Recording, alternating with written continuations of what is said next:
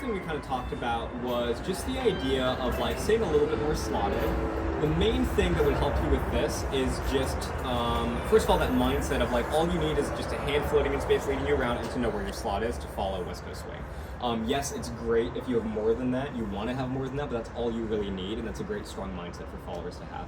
Spot your slot, not your leader. When does this happen? When the hand crosses your face, that's when you start spotting around at that rate. Can you show me? If the hand, yeah, absolutely. So lead under and turn slowly. So when the hand crosses my face, I will turn at this rate to look back that way. Eventually my leader will come back onto slot as well. That's when I can kind of like look at them and interact. But I'm not going to try to look for my leader. That'll put me off balance and off slot. If you let this across my face faster, same thing under turn.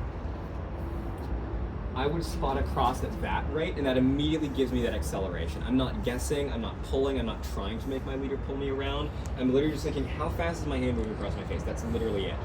In multiple turns, and we can't do these on concrete here right now, but in multiple turns, it would be like, when does the hand come down? Do stay close, a lot of leaders do pull down, but like as soon as the hand descends from that halo, that's when you look back the way you came, rather than spotting down line is the idea. In terms of frame and frame engagement, right now you're kind of thinking about that concentric pulling toward you connection of like keeping your hand close to you a little bit. Try to think more about letting yourself out. Like I am letting myself out away from my leader, like this is a rope and I'm like kind of going out like this, right? Under control. This will also give you better control over just like from here, I don't want my shoulder blade position to change, all right?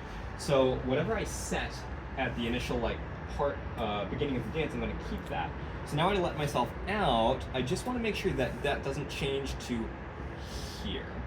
For you, the two things that happen with that is, first of all, trying to overly choreograph your steps. So like, oh, I know I want to put my foot here, and that breaks it, and then you pull, right?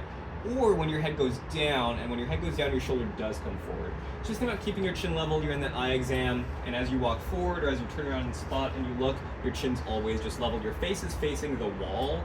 One of these two walls, not this wall, this doesn't matter. You were looking to the side on some of those passes. You were passing and like looking over here somewhere.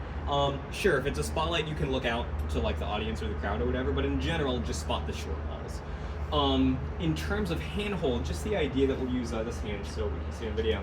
Right now you're kind of gripping with your pinky and all four fingers together, kind of like this, and it's pushing you out onto your leader's finger, just making you grab and squeeze. Just connect the side of your ring finger to the base of your leader's hand here, or the base of your leader's finger line, sorry.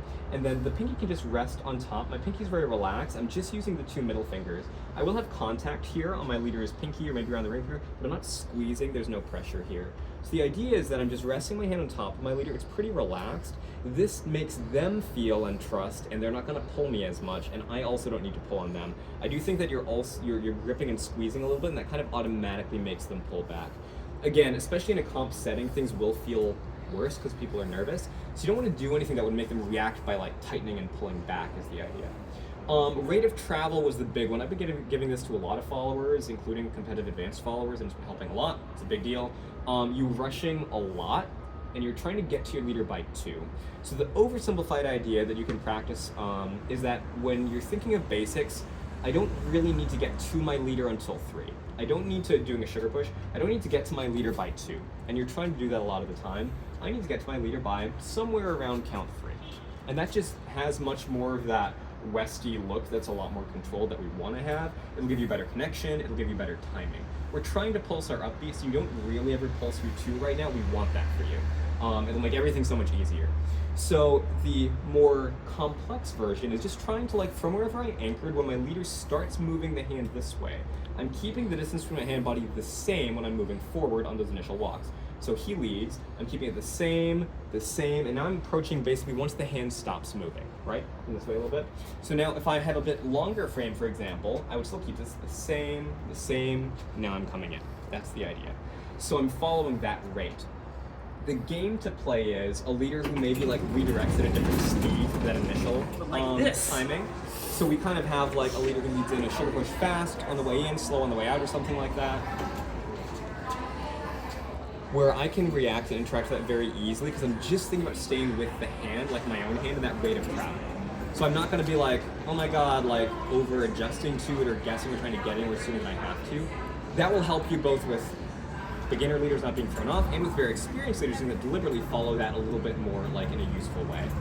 Try to work more within the structure you're given, remember that you don't need to do as much competitively. So, and I do think that because you've been dancing a little bit longer than a lot of people and you're a little more experienced than a lot of other fellows intermediate, it feels like you're not doing enough. But everything that you were doing when it was like a slow, casual, chill social dance was more than enough variety for intermediate. You don't need to throw so much at the wall to try to make it stick. Try not to hijack just because intermediate leaders will be able to handle it. Stay on slot, think about that handhold, think about letting yourself out. The general kind of traveling from this way a little bit, do basic left side pass. I'm thinking same distance, same rate of travel, let myself out. That's it, that's every basic pattern. And you can think of that, even if we did like some kind of like do like an underarm turn but a little bit accelerated, kind of a cutoff. I'm thinking same distance, same rate of travel, let myself out. Like that's how that happens and that's how you fill space as a follower. That's what will make everything work. Awesome job.